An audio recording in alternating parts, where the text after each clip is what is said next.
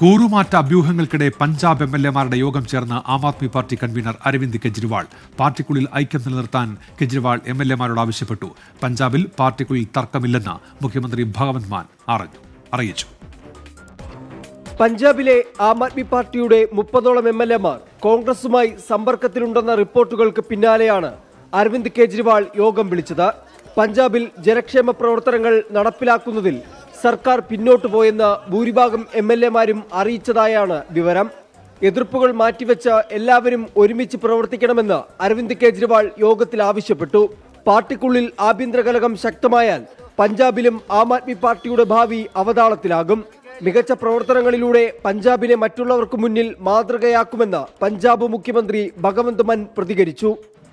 अभी दिल्ली की टीम का तजर्बा वो हम पंजाब में भी इस्तेमाल करेंगे.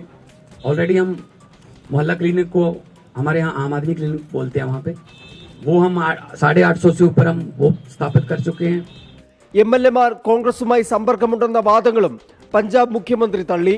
हम किसी धर्म की या गुंडागर्दी की या ये पैसे बांटने की ये वाली राजनीति नहीं करते.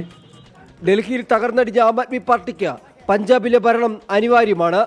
ആം ആദ്മി പാർട്ടിയുടെ ഭാവിയിലേക്കുള്ള കരുനീക്കങ്ങളാണ് എന്റെ പിന്നിൽ കാണുന്ന ഈ കപൂർത്തല ഹൗസിൽ ഇന്ന് ആരംഭിച്ചിരിക്കുന്നത്. പഞ്ചാബിലെ സർക്കാരിന്റെ മികച്ച പ്രവർത്തനങ്ങളിലൂടെ ഡൽഹിയിൽ നഷ്ടപ്പെട്ട ജനവിശ്വാസം വീണ്ടും തിരിച്ചു പിടിക്കാനാണ് പാർട്ടിയുടെ നീക്കം. ക്യാമറമാൻ ജിജീന്ദ്രനോടൊപ്പം ആർ അച്യുതൻ, 24 ഡൽഹി.